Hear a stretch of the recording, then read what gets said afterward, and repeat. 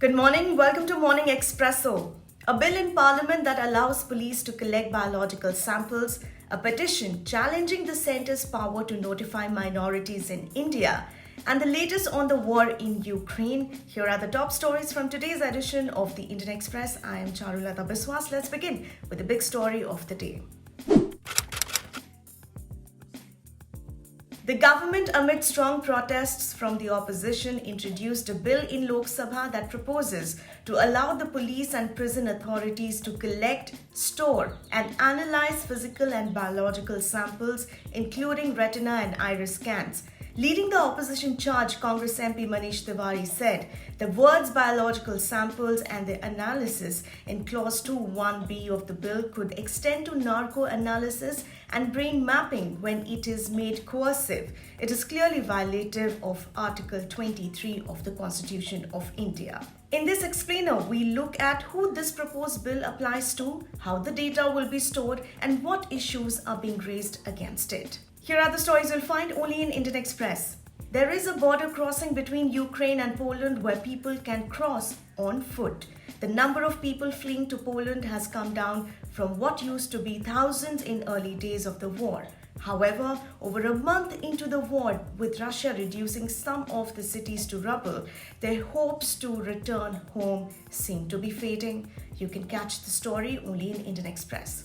Meanwhile, IIM Rohtak Director Dheeraj Sharma will be asked to explain why the Ministry of Education should not initiate administrative and legal action against him for concealing his bachelor's degree and bringing disrepute to an institute of national importance, the Indian Express has learned.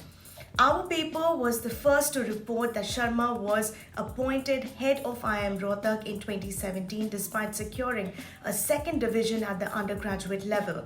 A first-class bachelor's degree was the prerequisite for the job. In fact, he also got a second term this year.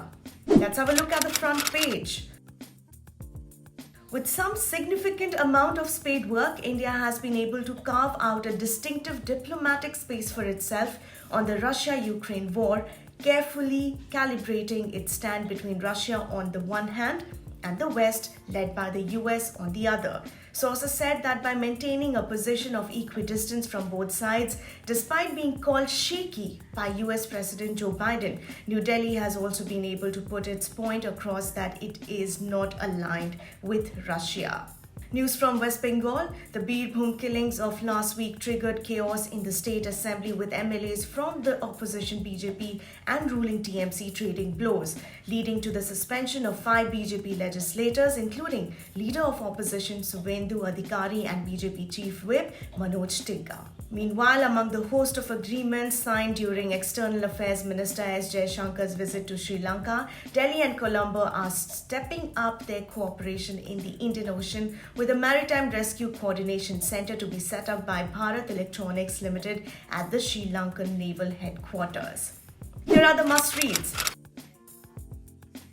As the ongoing war in Ukraine shifts the politics of Europe, Professor C. Rajamohan writes, for far too long, Central Europe has been a blind spot in India's worldview. The East-West framework that defined India's European policies had little room for Middle Europa, or Middle Europe, that straddled this divide and defied the Cold War certitudes.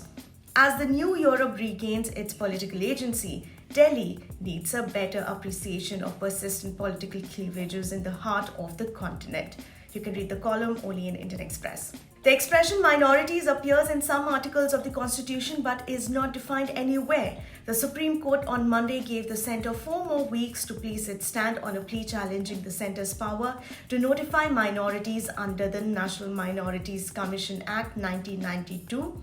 Who is a minority in India and what have the courts said on the subject? We explain in our latest Explained. Canada, a country that had qualified for the World Cup just once in its history, has secured its berth for Qatar 2022 with a 4-0 romping of Jamaica, and it's hard to imagine them achieving this feat without contribution from star players who have one thing in common. They are all immigrants in a country known for its openness and tolerance. In today's Delhi Confidential, Congress leader Anand Sharma on Monday chaired his last meeting as chairman of the Parliamentary Standing Committee on Home Affairs. It will now be interesting to see who will succeed Sharma and whether the government will give the party chairmanships of two standing committees with the Congress's strength in Rajya Sabha coming down.